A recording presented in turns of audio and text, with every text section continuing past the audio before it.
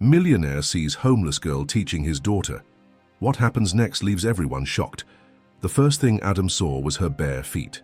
He had come early to surprise his daughter after school, a rare pocket of time carved from board meetings and quarterly reviews. Parking his black SUV just outside the gates, he stepped out, buttoning his tailored blazer, phone still buzzing with notifications. But when he spotted Olivia, his 10-year-old daughter, he froze. She wasn't alone. There on the concrete sat a girl with tangled hair, her skin smudged with city dust, a torn hoodie hanging from thin shoulders, no backpack, no shoes. But her finger was tracing something carefully in Olivia's open notebook, and Olivia, neat, composed, the daughter of Manhattan's most stoic millionaire, was nodding with a seriousness that made Adam's chest tighten. He didn't move, didn't interrupt. Just watched from a distance behind the wrought iron gate as the girl pointed again, then leaned back and let Olivia try. There was a pause. Olivia's face lit up. She smiled. Adam felt something odd stir in his stomach, like a question he'd never thought to ask. Why does my daughter look at that girl the way she never looks at me when I try to help her? He took a step closer. The homeless girl glanced up, only for a second, and locked eyes with him. There was no fear in her gaze, no shame, just awareness, a quiet strength. Then she looked away and gently closed Olivia's notebook, as if she knew the lesson was over. Adam stood there, breath caught, heart confused, and then Olivia said something that made the world tilt slightly beneath his feet. "Daddy," she explained it better than anyone ever has. Adam walked slowly toward them, his polished shoes clicking against the pavement like a drumbeat in his ears. Olivia stood up immediately, brushing her uniform skirt and smiling with the innocent pride of a child who's just done something wonderful. The girl on the ground didn't move. "She showed me how to do the division problem with the apples," Olivia said, holding up her notebook like it was a trophy. "It finally made sense, Daddy," she said. "It's like sharing with invisible friends." Adam looked at the notebook, then at the girl. Her eyes were down now, her hands folded neatly in her lap.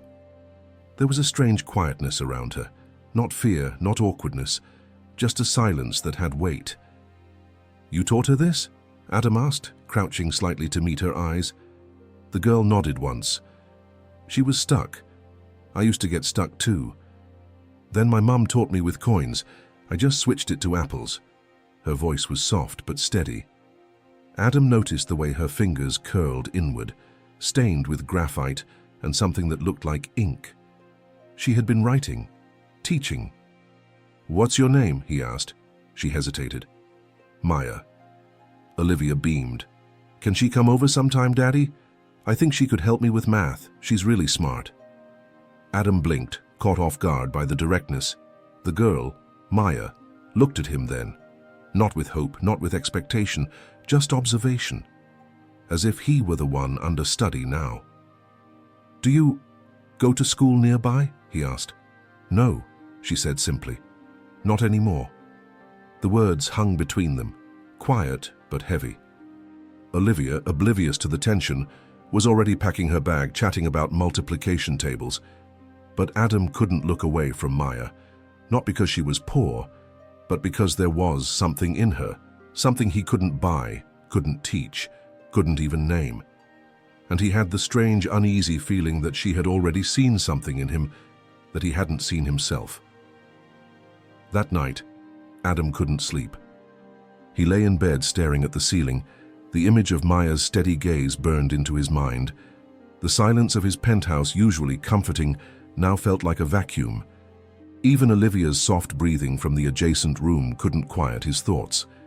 He remembered the way Maya had spoken, calm, precise, unshaken, the kind of composure he paid consultants thousands for in corporate boardrooms. And yet, she had nothing. No shoes, no school, no safety net. And still, she had taught his daughter more in 10 minutes than he had in 10 years. He sat up, running a hand through his hair. There had been something familiar about Maya, not her face, not her voice, but the way she spoke about her mother. Adam's mind flashed back to a different time, a small apartment in Queens, a woman with ink-stained fingers showing him how to divide jelly beans on the kitchen floor. His own mother, long gone now, had said the same thing once. Sharing is just division with love. He hadn't thought about that in decades. The next morning, as Olivia finished her cereal, he sat across from her with a strange heaviness. "Did you talk to Maya again today?" he asked. "No," Olivia replied, a little disappointed. "She wasn't there.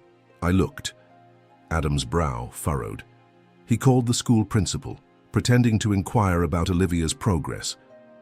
Then carefully he asked about Maya, a girl who had been sitting outside helping students with homework, but the principal hesitated. "There's no one enrolled by that name. We've seen a few children around the gates, transient cases. They don't usually stay, they vanish before we can reach out." Vanish. Adam felt something tighten in his chest. He couldn't explain why, but the idea of Maya disappearing unsettled him more than he cared to admit. Not just because of what she had done for his daughter, but because she had awoken something buried inside him, a memory, a reflection, a reckoning. Later that day, Adam returned to the school, but not in a suit. He wore jeans, a hoodie, and old sneakers, an outfit he hadn't touched in years. He parked farther away and walked the block, scanning every corner, every shadow. He wasn't sure what he was hoping for. Then he saw her. Near a closed-down deli across the street, Maya sat cross-legged on a piece of cardboard, sketching on the back of a cereal box with a broken pencil. Her face was smudged, her hair windblown, but her eyes, they were the same, focused, alive. Adam approached slowly. Maya looked up, unfazed. "You came. I wasn't sure you'd still be around. I usually move. Cops don't like us near the schools." Us. He sat down beside her on the curb, ignoring the filth on the pavement. He noticed her drawings, math problems mixed with what looked like miniature lesson plans, diagrams, arrows, notes in small, perfect handwriting. "You write like a teacher," he said. "My mum was one," she replied, "before everything changed." Adam nodded, trying not to pry, but the silence grew thick, and Maya looked at him with a mixture of curiosity and caution. "Why are you really here?" she asked. Adam didn't answer right away. He stared at a pigeon pecking near the trash can and said, "Because my daughter saw something in you, and I think I did too. Your daughter's smart. She just needed someone to listen." The words landed hard. He had always provided Olivia with the best tutors, the latest technology, all the advantages money could buy. But Maya was right. He hadn't listened. Not really. A sudden voice broke the moment. "What the hell do you think you're doing with her?" Adam turned sharply. A woman, late 30s, wiry, angry, stood a few feet away, arms crossed tightly. Her eyes were on Maya, protective, suspicious. "She's my niece," the woman snapped. "You got a problem?" Adam stood up slowly. "I don't. I just wanted to thank her." The woman stepped closer. "People like you don't thank kids like her. You stare, you pity, then you drive off." Maya stood between them now, calm but firm. "It's okay, Auntie. He's not like that." But Adam could feel it, the wall going up. The resistance, the unspoken rules of their world versus his, and beneath it all a question forming in his mind, one that wouldn't let go. Why does this girl, with nothing, seem to carry a truth no one ever taught him? As the tension eased, Maya's aunt gave Adam a final glare before walking off, muttering something under her breath. Maya remained still, her arms crossed, shoulders tense. But her eyes, when they returned to Adam, held no anger, only quiet understanding. "She's not really my aunt," Maya said after a beat. "She just lets me stay in her car sometimes, safer than the shelters." Adam felt something twist inside him. He wanted to ask more, but something about Maya's calm made him hesitate. Instead, he knelt slightly, leveling with her again. "Why do you do it?" he asked. "Helping kids at school. Teaching. You don't have to." Maya shrugged. "Because someone once helped me, before I lost her." Adam nodded slowly. Then, reaching into his coat pocket, he pulled something out, a fountain pen. Heavy, silver, etched with the initials AG. He held it out. My mother gave me this, when I was your age. Said it was for writing things that matter. Maya looked at the pen, but didn't take it. Why are you giving it to me? Because what you do matters. She reached out and accepted it silently, her fingers curling around the cool metal. For a moment, Adam saw something flicker across her face. Not gratitude exactly, but recognition. Like she understood this wasn't just a gift, it was a bridge. And then Olivia's voice rang out behind him. "Daddy?" Adam turned. His daughter was standing at the corner, holding something in her hands, a crumpled piece of paper. She walked over and showed it to Maya. "I found this in my backpack." "Did you draw this?" It was a pencil sketch, faint but detailed, of two girls sitting together on the ground, heads bent over a notebook. Olivia and Maya, learning, laughing, Maya's breath caught. "I didn't mean for anyone to see that," Olivia smiled. "It's beautiful." And Adam, watching them, realized something that made his chest tighten. This wasn't a chance meeting. It was the beginning of something he couldn't yet name, but would change all their lives. Because Maya wasn't just teaching math, she was teaching him how to see, and someone somewhere had once taught her the very same thing. Adam found himself returning to that street corner more often than he cared to admit. Not just to check on Maya, but because something in him had shifted. The world no longer looked the same. He started noticing the children with dirty hands and backpacks too big for their frames, the quiet looks exchanged between people who lived in survival mode. He saw them because of her, but on the third afternoon Maya wasn't there. He waited for almost an hour, sitting on the same curb where they'd spoken. No sign of her, just wind, wrappers skimming across the sidewalk, and the low hum of the city moving forward without pause. He felt a strange panic rising. She had said she didn't stay long. Had she moved on? Had something happened? He left a note under the brick where she had once drawn equations. "If you need anything, this number is safe." He wrote his personal phone number, something few people outside his inner circle had. Then he returned to his life, but it didn't feel like his life anymore. That night, Olivia brought the drawing to dinner, carefully taped onto a stiff piece of cardboard. "I'm going to frame it," she said, "so I never forget her." Adam watched her across the long dining table, the sketch illuminated by the chandelier. His daughter, always polite, always groomed for perfection, had changed. She smiled more. She asked questions. She had stopped whining when math got hard. "She made me feel smart," Olivia said softly, as if it still surprised her. "Not because I knew the answers, but because she didn't give up on me." Adam couldn't respond. He simply reached for his glass of water and nodded. How many times had he given up on others, on himself? The next morning his phone buzzed before sunrise, a blocked number. He hesitated, then answered. The voice on the other end was quiet, but unmistakable. "She said you left your number." It was Maya. Adam stood by the window of his office, the Manhattan skyline stretching out in steel and glass. His phone pressed to his ear. He heard Maya breathe on the other end of the line, slow, careful, like she wasn't sure whether to hang up or hold on.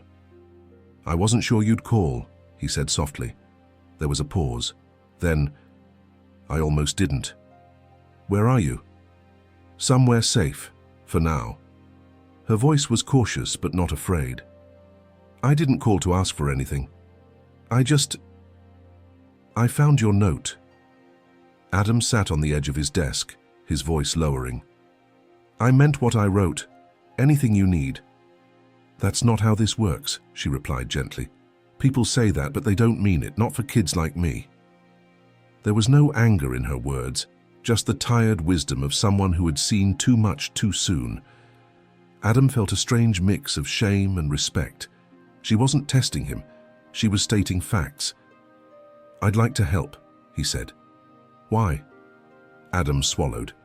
The truth wasn't simple. "Because I can't stop thinking about what you did for my daughter. And because I think I've spent my whole life building something that never taught me how to feel. You did that in 10 minutes. Silence again, but it wasn't cold. It was processing. I might need a favor, she said finally. Not for me, for someone else. Adam's heart quickened. Tell me. There's a woman at the shelter, Miss Carla. She runs the night program, makes sure the little ones eat, even when there's no food left. The city's pulling her funding. She doesn't know yet. Adam was stunned. How do you know that? I listen, Maya replied. Adam smiled despite the gravity. Of course she did. I can look into it, he said. No promises. I never asked for one, Maya replied and hung up. Adam stared at the screen for a long moment. This girl didn't want saving, she wanted justice. The next day, Adam skipped his morning meetings, a decision that sent shockwaves through his executive team, but he didn't care. He drove himself downtown, ditching the driver, and heading straight to the address Maya had given him, a rundown community center clinging to the edge of a forgotten neighborhood. Inside, the hallway smelled faintly of bleach and old paper. A thin woman with tired eyes and a kind smile was stacking cans behind a folding table. Miss Carla, Adam asked. She turned, surprised. Yes? I'm a friend of someone who knows you, a girl named Maya. Her eyes lit up, a subtle flicker of warmth. She's something else, isn't she? She is, Adam said quietly. Carla's expression shifted as she wiped her hands on her sweater. If she sent you here, it's probably about the cuts. Adam nodded. I have some contacts in the city council. I'd like to understand what's happening. Carla hesitated. We've been here for 14 years. It's not perfect, but it's safe. We feed kids, keep them warm, help with homework when we can. The funding was small, but it kept the lights on. They say the money's being reallocated, but we all know what that means. Adam's mind spun. Reallocated, a euphemism for forgotten. How many kids depend on this place? He asked. Too many. He glanced around. Cracked walls, patched floor tiles, shelves labeled in marker. It reminded him of the kitchen he grew up in, back when his mother used jars as cups and math was taught using sugar packets. I want to help, Adam said, quietly.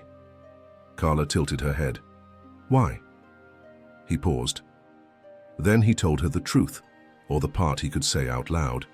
Because a girl with nothing gave my daughter something I never could, and I owe her. Carla nodded slowly, her eyes studying him. She trusts very few people. You must have done something rare. Adam didn't know what to say to that, but as he turned to leave, Carla called out softly, She draws, you know, on napkins, paper scraps. I keep them in a folder. You should see them sometime. Adam smiled. I think I will. And as he stepped back into the sunlight, something inside him shifted again. He had come to save something, but it was he who was being changed. That evening, Adam sat on the floor of his study, not behind his massive oak desk, not in his ergonomic chair, but on the floor just like Maya and Olivia had that day by the school wall. He had a manila folder in his lap, the one Carla had handed him after some hesitation. She doesn't know I kept them, she had said. But I couldn't throw them away. They meant something. Inside were sketches, dozens, some drawn on napkins, others on torn pages or the backs of discarded flyers, all done in pencil, raw, textured, alive. Adam flipped through slowly, his breath catching.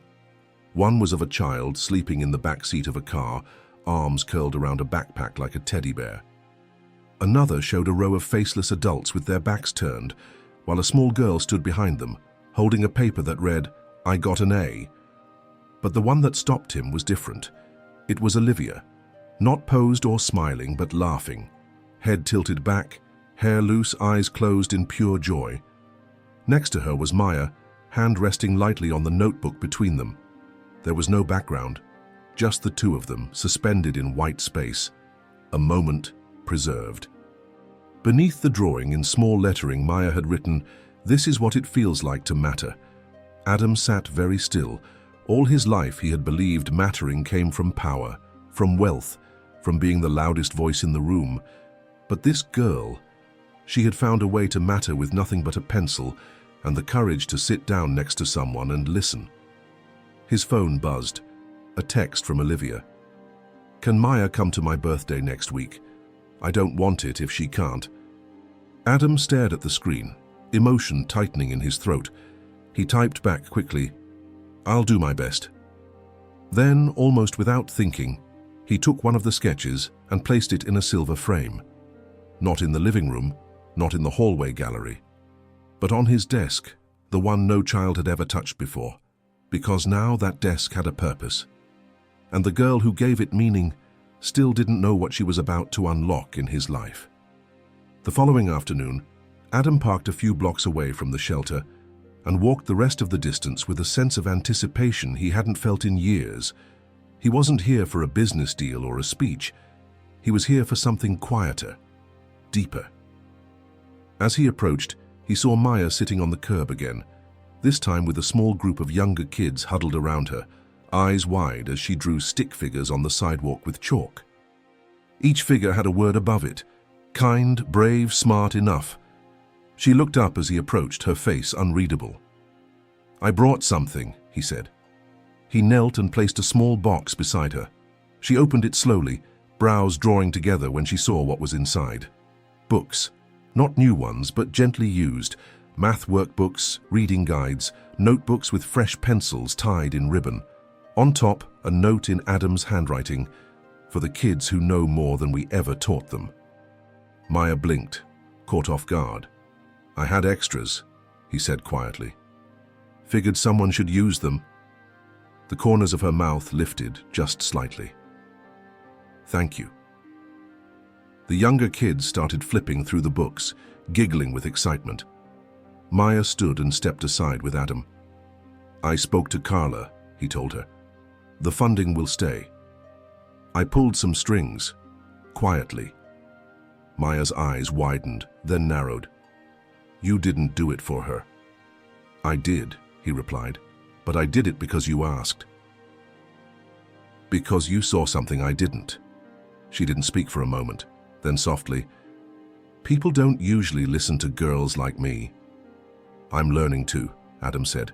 She nodded, then reached into her hoodie pocket and pulled out something small. It was a folded scrap of paper, one of her sketches.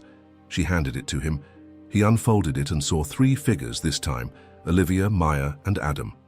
They stood side by side, drawn with warm expressions. At the bottom she had written, "Sometimes family starts with listening." Adam swallowed hard. He looked at Maya, but before he could speak, Carla stepped out from the building with a puzzled expression. "Maya," she called, "there's someone asking about you."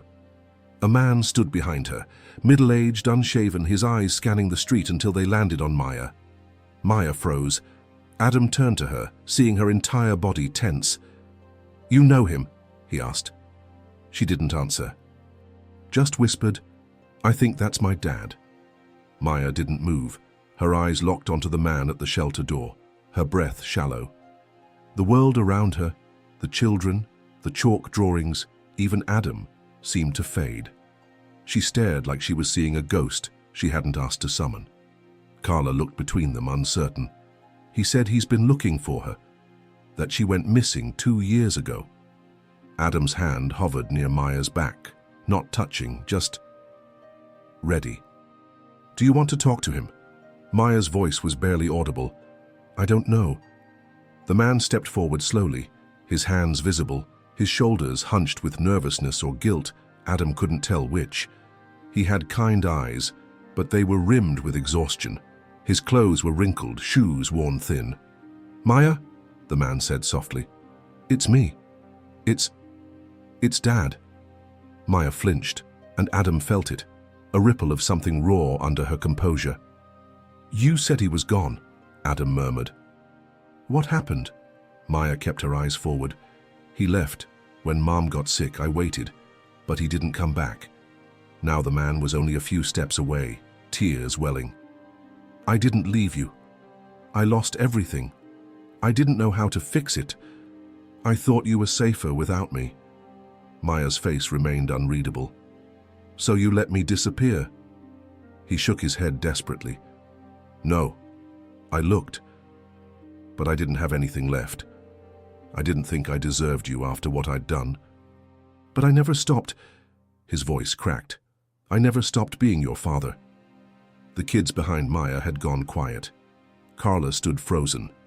Adam's heart pounded, watching a moment far too big for any child to carry. Maya finally spoke, her voice a mix of ice and fire. Then why do I remember crying myself to sleep in a bus station bathroom, hoping you'd come back? The man's legs buckled. He knelt in the dirt, not pleading, just breaking. I'm so sorry, he whispered. I don't deserve forgiveness. But I had to try. Maya looked at Adam, not for permission, for strength. And Adam understood then. She wasn't afraid of pain. She was afraid of hope. And that, more than anything, was what had kept her alone. Maya didn't move at first. Her body was still. But Adam could see her jaw tighten, her fists clenched so tightly her knuckles turned white. Her father, if that's truly who he was, remained kneeling, eyes lowered, too ashamed to look up. No one spoke. The silence was as thick as grief. Then Maya did something unexpected. She sat down on the curb. Not running, not embracing, just sitting. Her voice, when it came, was calm, controlled. You want to explain everything now, like 2 years didn't happen? Her father looked up slowly, swallowing hard. No, I can't explain it all, but I can tell you the truth. Maya stared ahead, not at him.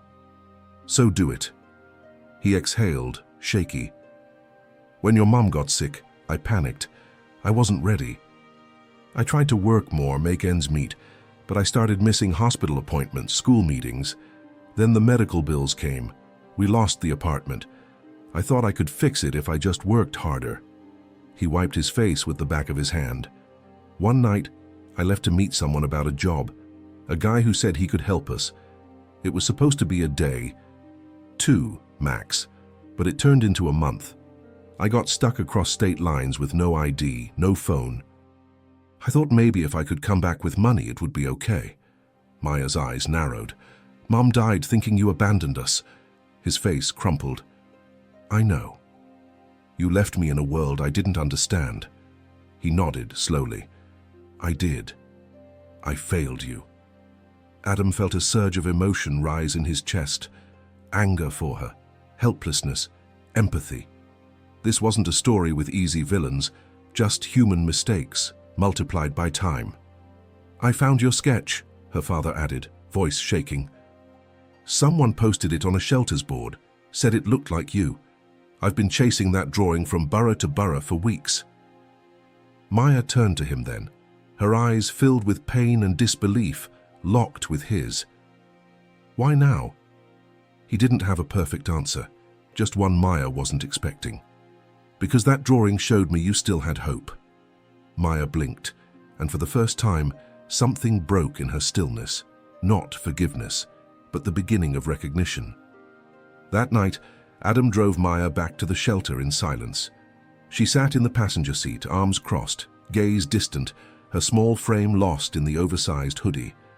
The city lights passed by them in streaks of gold and shadow. Neither of them spoke. When they reached the curb, Maya hesitated. Her hand hovered over the door handle. Do you believe him? She asked quietly, still not looking at Adam. He took a breath. I believe he's broken, and I believe he's trying. Maya nodded slowly, her voice barely a whisper. That's not the same as being there. No, Adam said. It's not. She leaned her head against the window. When Mom got sick, I used to trace the veins in her hands. I thought if I memorized them, I could still feel her after she was gone. Adam turned to her, stunned by the quiet poetry of it. I remember the first night I slept alone, she continued. It was freezing. I had her scarf wrapped around my neck like armor. That's when I started drawing, not for fun, to hold something. He swallowed the lump in his throat. You've been holding everything for so long. She turned her head slowly. You know what scared me the most? Not hunger, not even being alone. It was the thought that I might stop remembering her face. Adam couldn't speak. Then she pulled something from her pocket, the the silver pen he'd given her. She held it out. "I want you to keep it. For now. Until I figure out if I want to write him back." Adam hesitated. "It's yours." "No," she said. "Not yet. Not until I decide what part of me is still a daughter." The words struck like thunder. Not angry. Just honest. Brutally honest. He took the pen gently, nodding. "I'll hold it, as long as you need." She opened the car door but paused before stepping out. "Does Olivia still want me at her party?" Adam smiled, his heart aching. "More than ever." Maya hesitated. "Can I still come, even if I don't bring forgiveness?" "You bring yourself," Adam said. "That's more than enough." She nodded once and closed the door softly, and as Adam watched her disappear into the shelter's doorway, he realized something he hadn't seen before. Forgiveness wasn't the final chapter. It was the slow, fragile unfolding of courage. The day of Olivia's birthday arrived with a soft drizzle over the city, a curtain of grey that made everything feel a little quieter, a little closer. Inside Adam's apartment, the living room had been transformed. Not into a glittering spectacle with entertainers or magicians, but into something far more personal.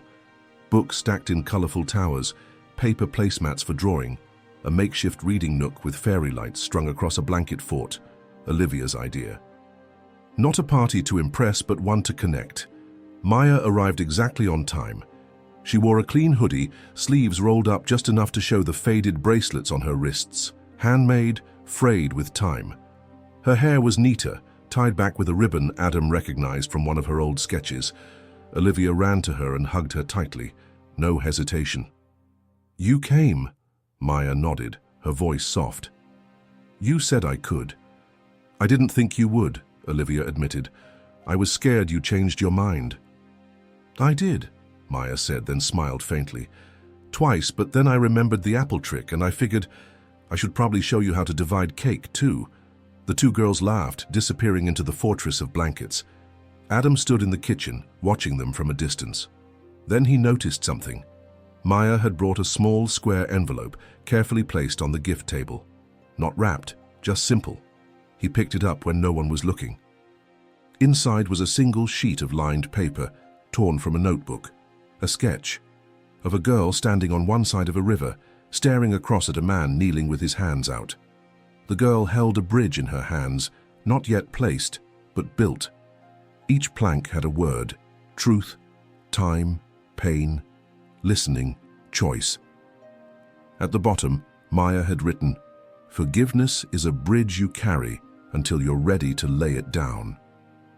Adam stood still for a long moment, the paper trembling slightly in his hand. He didn't know where Maya would lay that bridge, if ever, but he knew she had started building it, and maybe, just maybe, she had let Olivia and him help her hold the first piece. That evening, after the last piece of cake had been eaten and the final drawing hung on the fridge, Adam stepped out onto the balcony with Maya. The city pulsed beneath them, lights flickering like stars beneath the clouds. Maya leaned against the railing, quiet.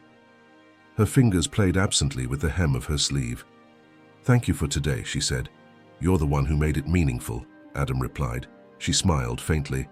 "Olivia's kind, like her mum." Adam nodded slowly. "Yes, very much like her." There was a pause, the kind that settles in when something unspoken is finally about to be said. "I saw him again," Maya whispered. Adam's breath caught. "Your father?" She nodded. "Carla let him visit the shelter. He didn't push, just sat there. Talked to the younger kids, they liked him. That's good." "I don't know," she admitted. "Part of me wanted to scream, another part wanted to ask what he remembered about me, and another part just wanted him to leave." Adam listened, not filling the silence. Maya needed space to speak. "I gave him a drawing," she continued. "One of Mom. Not my best, but the eyes were right." Adam turned to her. "What did he do?" "He cried, quietly. Then he asked if I'd be okay if he kept it." Adam exhaled. "What did you say?" I told him he could, but only if he earned the right to remember her. Maya's voice trembled slightly, but she kept her gaze on the skyline. I'm not ready to be anyone's daughter again, she said, but I think I might be ready to stop being invisible. Adam felt a lump rise in his throat. He reached into his pocket and handed her something. The silver pen. She looked at it for a long moment. You kept it safe. I told you I would. She turned it over in her hands, then looked up at him. I want to write something with it, not for him, for her. Adam smiled. She'd be proud. I don't know if I believe that, Maya whispered. Then believe this, he said. You've changed lives, starting with mine. Maya nodded, then leaned on the railing again, and just as the sky broke open in a soft drizzle once more, she said something Adam would carry with him forever. I think I'm ready to matter on purpose now. Weeks passed. Maya didn't vanish this time. She kept showing up, not only at the shelter but at Adam's apartment, sometimes in the evenings, sometimes on quiet Saturday mornings when Olivia wanted help with her homework or simply to sketch in silence. Maya never asked for anything. She just arrived like someone finally believing there might be a place she was allowed to return to. One evening, as autumn settled over the city, Adam found Maya seated alone in the library corner Olivia had built, with pillows and books. She wasn't drawing. She was reading. He leaned in the doorway, watching her quietly. Most kids your age don't sit with Dickens, he said softly. Maya glanced up. It's slow, but the words feel like they've lived in people. Adam smiled. That's a beautiful way to put it. She closed the book gently, a slip of ribbon marking her page. Carla said you asked someone to check on my dad. Adam nodded. I did, quietly. Just background. I wanted to make sure he's who he says he is. And, she asked, not with hope, just necessity. He filed a missing persons report, twice. He checked hospitals, schools, even a church registry in Queens. There were gaps, big ones, but he didn't stop looking. Maya was quiet. Adam stepped closer. I also found out something else. The night your mum died, he was in the hospital lobby. They wouldn't let him up because he couldn't prove guardianship. He left when the police were called. He was ashamed. He didn't want you to know. Maya's breath caught. I waited for him that night. I kept looking at the door. Adam sat down beside her. He was behind it, just on the other side. She blinked hard, the weight of that sentence settling deep into her chest. You don't have to forgive him, Adam said gently, but I thought you should know. Maya looked away, her voice low. I don't know what to feel. You don't have to feel anything yet, he said. You're allowed to just until be. For the first time, Maya leaned her head against Adam's shoulder, and in the hush between them, neither spoke, because in that moment, silence said everything that needed saying. Later that week, Adam received a letter in the mail. Not an email, not a printed memo, a handwritten envelope with his name in small, steady script, no return address. He opened it slowly. Inside was a folded sheet of lined paper, and the familiar scent of pencil graphite and old notebooks rose faintly as he unfolded it. At the top, written in the same neat hand, to the man who helped me see again. Adam sat down, heart already heavy with emotion. I never knew what a father figure looked like until you didn't try to become one. You never replaced him. You just sat beside me when I needed it most. I didn't think grown-ups did that anymore. You let me be angry without taking it personally. You let me be silent without asking what was wrong. You didn't try to rescue me. You just made space. That saved more of me than I can say. I'm still drawing, still figuring out how to put pieces back together. But now I'm drawing for more than survival. I'm drawing to remember and to hope. I think maybe that's what family does. It gives you a soft place to land when you're done being brave. Thank you for giving me that place, even when you didn't realize you were building it. Maya Adam read it twice, 3 times. Each word landed like a gentle strike, reshaping him, pulling him further from the man who once believed money was the only currency that mattered. He placed the letter on the desk beside the silver pen. Then he stood and walked into Olivia's room. She was curled up with her math book, biting the end of a pencil. Maya's influence was everywhere. In the margin notes Olivia now wrote, in the way she talked about numbers as if they were friends instead of threats. "Hey, sweetheart," he said. She looked up. "Did she write to you too?"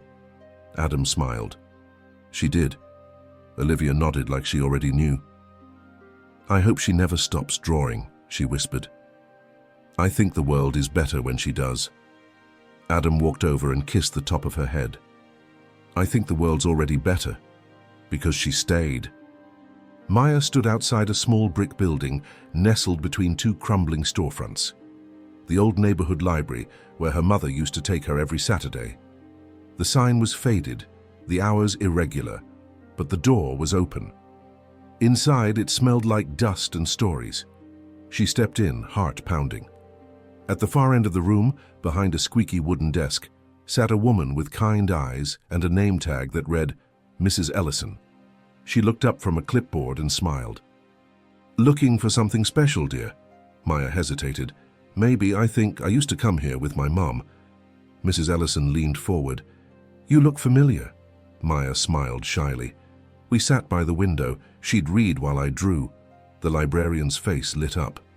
"The girl with the sketch pad? Oh, honey, I used to save your drawings when you left them behind. I always hoped you'd come back for them." Maya's chest tightened. Mrs. Ellison stood and walked to a filing cabinet in the back. She rummaged through folders before pulling out a thin envelope. "I couldn't throw them away. They felt important." She handed the envelope to Maya. Inside were 5 drawings, small, fragile, wrinkled by time. One was of her mother reading, sunlight falling across her face like it had that day. Another was of a lion with wings, something her mother said she saw in Maya's eyes when she was brave. Maya blinked quickly, pressing the envelope to her chest. "I want to do something," she said softly. Mrs. Ellison raised an eyebrow. "What kind of something?" "I want to teach here, maybe just on Saturdays. Art or math or both, for kids who don't know they're brilliant yet." The librarian smiled. "We don't have a budget." "I don't need one," Maya replied. "I just need a corner and a few pencils." Mrs. Ellison nodded slowly. "Then it's yours." Maya looked around, the chipped shelves, the faded posters, the chairs too small for most kids. But to her it was a palace, a homecoming. She took out the silver pen from her pocket and wrote her name on a blank sheet of paper. Maya Thompson, volunteer instructor. It wasn't about saving the world. It was about beginning to rebuild the one she once thought was lost. On the first Saturday of her volunteer class, Maya arrived early. She swept the small corner near the library's reading nook, laid out a stack of donated sketch pads, and sharpened every pencil by hand. There were no decorations, no grand sign. Just a folded piece of cardboard with 3 words written in her handwriting: "Draw to matter." At exactly 10 o'clock, the first child walked in. A boy, maybe 7, with oversized glasses and a shy smile. Then a girl with curly hair and a scar on her chin. Then 2 more siblings, clinging to each other but curious. Maya greeted each one with warmth. No questions, no labels, just space.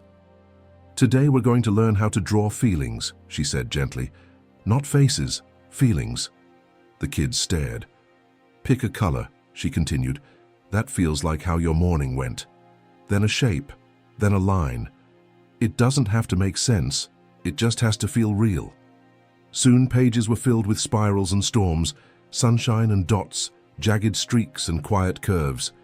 Maya moved among them, kneeling beside each child, asking soft questions. "That swirl out, is that something you miss or something you're scared of?" The boy with the glasses pointed to a gray tornado. "That's when my mom yells. But this," he pointed to a little green dot in the middle, "is when she says sorry." Maya smiled. That dot matters. By the end of the hour, the room buzzed with energy. Kids who came in silent were now laughing, comparing drawings, holding up their pages like treasure maps. Mrs. Ellison stood in the doorway, her hand over her heart. So after class, as Maya gathered the drawings into a folder, She felt a presence behind her. Adam. He wore no suit today, just a sweater and jeans, a soft pride in his eyes. "You didn't tell me you were doing this," he said. "I didn't want it to be about me," Maya replied. He looked around at the children lingering near the shelves, still holding their drawings. "It's already about all of you," he said. She nodded. "It's strange." "What is?" "That I thought I had nothing left to give. Turns out the pieces I saved were the ones other people needed." Adam looked at her, eyes misting. "You're changing lives again." "I think," Maya whispered, "I'm finally starting with mine." A few days later, Maya sat cross-legged in the library corner she'd claimed as her own, surrounded by 6 children, between the ages of 5 and 10. They watched her draw on a large pad of paper balanced on her knees, a dragon made of numbers, breathing flames shaped like equations. The kids laughed and clapped. "See?" she said, tapping the sketch. "Math isn't scary when it has wings." One little boy raised his hand. "Can dragons do subtraction?" Maya grinned. "Only if they want to share their treasure." From behind the shelves, Adam stood quietly with Mrs. Ellison watching the scene. He wasn't there to interfere, just to witness. Maya didn't know he'd come, and he preferred it that way.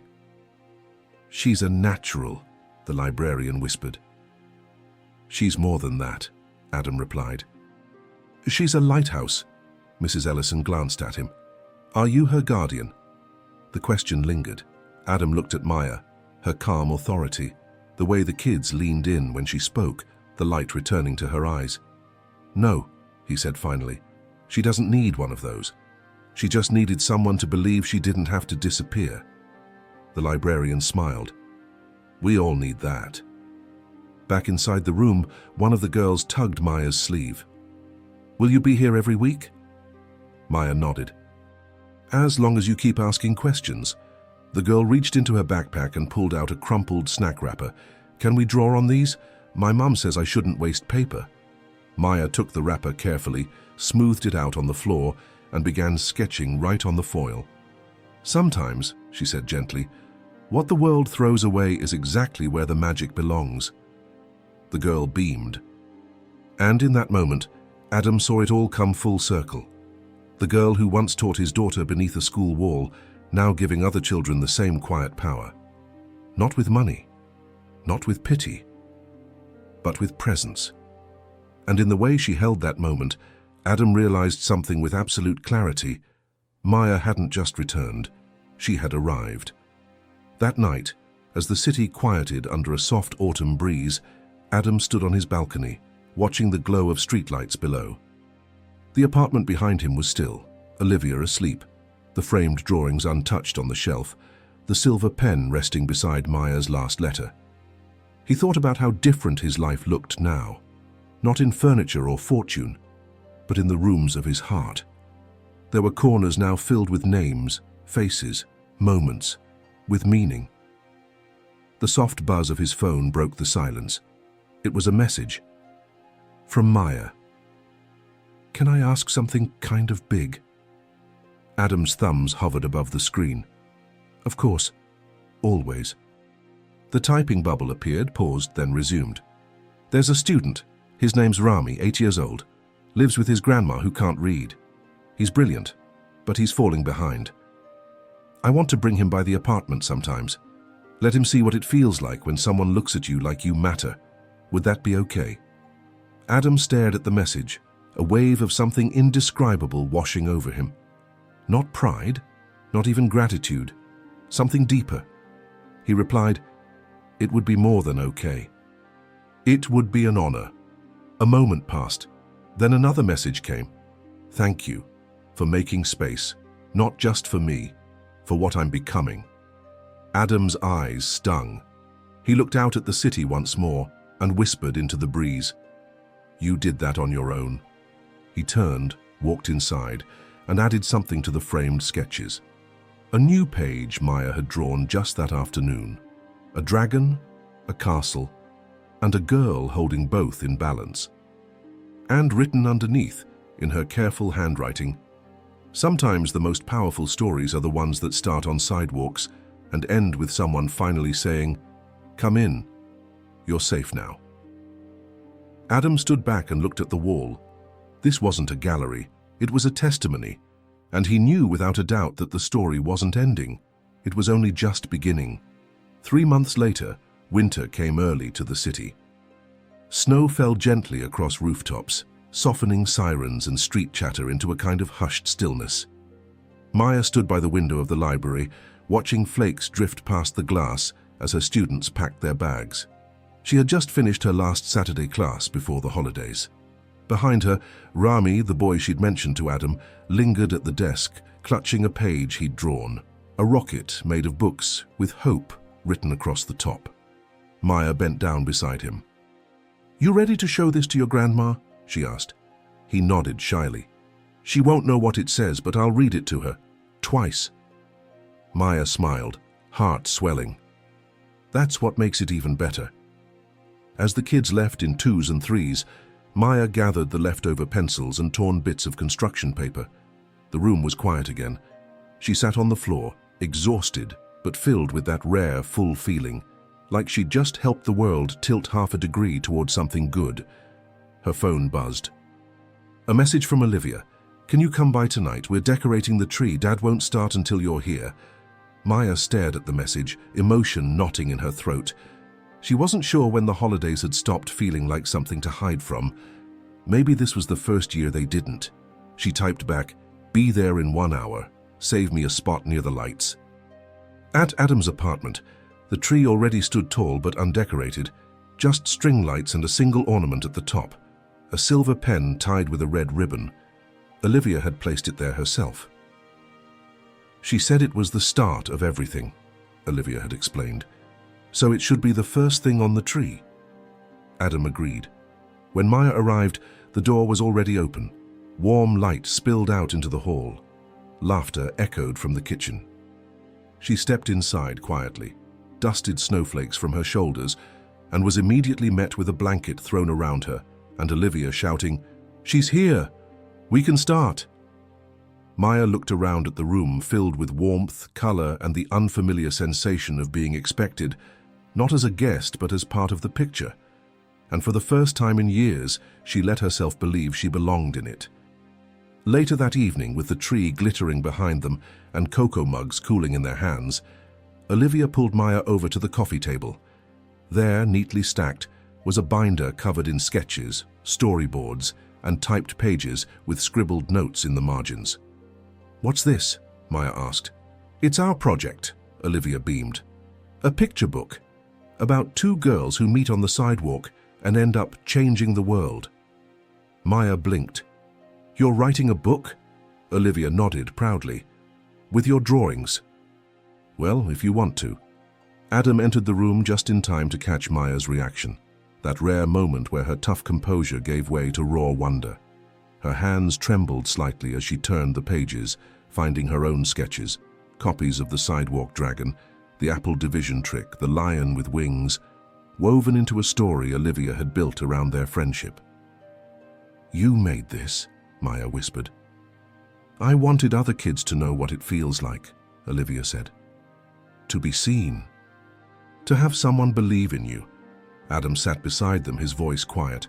"We can self-publish, distribute it to shelters, schools. No big press, no cameras, just stories where they matter." Maya was silent, her eyes moving over each page. Then she spoke, her voice thick with something unspoken. "Do you know how many times I thought I'd be forgotten?" Adam met her gaze. "You never will be." Maya closed the binder gently, her fingers lingering on the cover. "Okay," she said. "Let's do it." The next few hours blurred in warmth, strings of popcorn being draped, laughter echoing off the walls, Olivia dancing to Christmas music with socks sliding across the floor. Maya even let herself laugh, not the guarded kind she used in public, but something freer, deeper. At one point, as Adam refilled mugs in the kitchen, he looked back and saw the girls curled under a blanket, the binder between them. He didn't interrupt.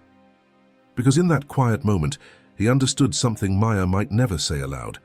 She wasn't just healing, she was becoming someone entirely new, not in spite of her past, but because of it.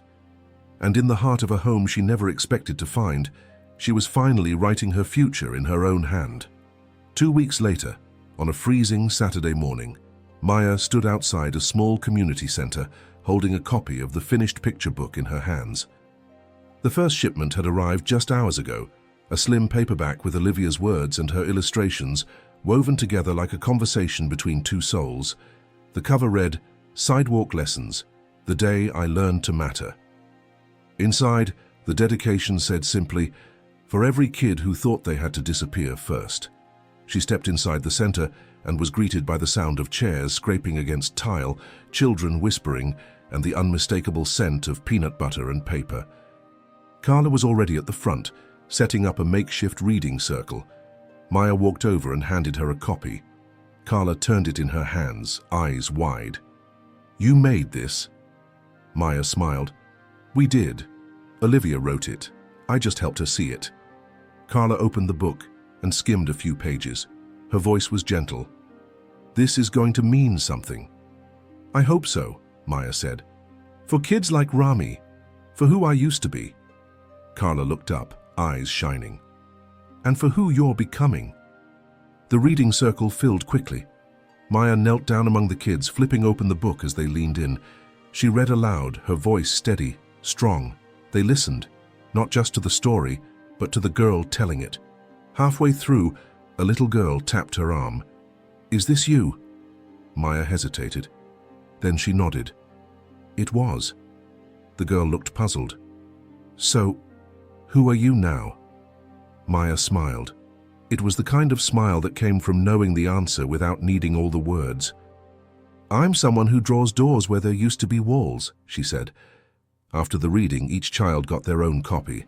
Maya watched as they flipped through the pages with wide eyes. Some traced her drawings. Others whispered to each other about the smart sidewalk girl. Outside, Adam waited in the car with Olivia, watching from a distance. He didn't want to steal the moment. It belonged to her. "She's a real author now," Olivia said proudly. "She always was," Adam replied. "She just didn't have a shelf yet." And as Maya stepped outside, her book clutched under her arm, her scarf blowing in the wind, Adam realized something with quiet certainty. She had given the world a story. And in doing so, she had rewritten her own. That night, as the city buzzed with the distant rhythm of New Year's Eve approaching, Adam sat with Maya and Olivia in the living room, a fire crackling in the hearth. The picture book lay open on the coffee table, dog-eared from being passed around the shelter, the school, the community center. Everywhere it had already made its quiet impact. They didn't talk much. They didn't need to.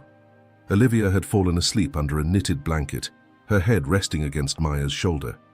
Maya gently smoothed Olivia's hair back, her expression softer than Adam had ever seen. "She trusts me," Maya said quietly, not looking up. Adam nodded. "Of course she does." "I still don't know what I am to her," she added. "I'm not a sister, not a mom, not even a real teacher yet." "You're Maya," he said, "and for her, that's more than enough." She finally looked up at him. "What about you?" Adam took a long breath. "I think I'm someone who got lucky. You walked into our lives and taught us how to be whole." Her eyes shimmered, but she didn't cry. "I used to think healing looked like forgetting," she said, "like moving on without the weight. But it's not." "No," Adam said, "it's learning to carry it differently." She nodded. He reached beside him into the drawer of the coffee table and pulled out a small, wrapped package. "There's one more gift," he said. "I was waiting for the right moment." Maya hesitated before unwrapping it. Inside was a leather-bound journal. On the front, embossed in gold, Maya Thompson, Stories That Matter. She opened the cover. Inside was a simple message in Adam's handwriting. "The world doesn't change with noise. It changes with voices like yours. Keep writing, keep teaching, keep drawing the bridges." Maya closed the journal and held it to her chest. No tears, just silence. A silence that said, "Thank you in 1,000 unspoken ways."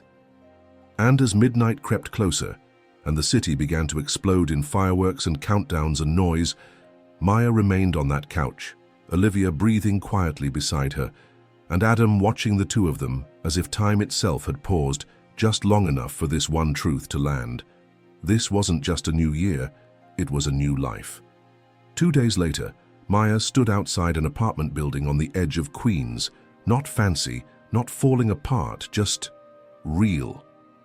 She clutched a folded letter in one hand and her new journal in the other. Adam had offered to come with her, but she had said no. This part, she needed to do alone. She took a breath, buzzed the intercom, and waited. After a moment, the door clicked open. Her father stood in the hallway, hands wringing nervously.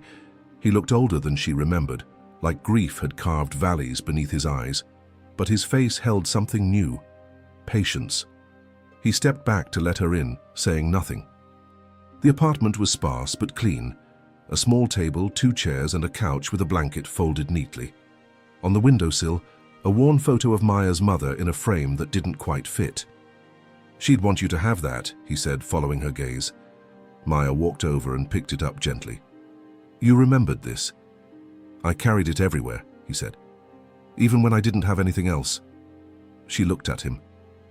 "I don't forgive you." "Not yet." "I know," he whispered. "I don't expect you to." "But," she added, placing the photo in her bag, "I'm not afraid of remembering anymore, and I want to understand who I came from, if only so I can decide who I want to become." Tears welled in his eyes, but he held still. She handed him the folded letter. "It's from me," she said. "But it's not for now, it's for later. When I'm ready, or maybe when you are." He took it with trembling hands. "Thank you." As she turned to leave, she paused at the door. "One more thing," she said. "There's a book I want you to read. It's not long, just important." She pulled a copy of Sidewalk Lessons from her bag and placed it on the table. He stared at it, stunned. "You wrote this?" "I lived it," she replied. "And I'm still writing the next part." She stepped into the hallway, the door gently closing behind her. Outside, the winter sun was breaking through clouds, lighting the street in quiet gold. She pulled out her journal, opened to a blank page, and wrote, "Chapter 1, not where it begins, but where I decide." And as she walked forward, each step felt like something new, not a return, not an escape, but a path, her own,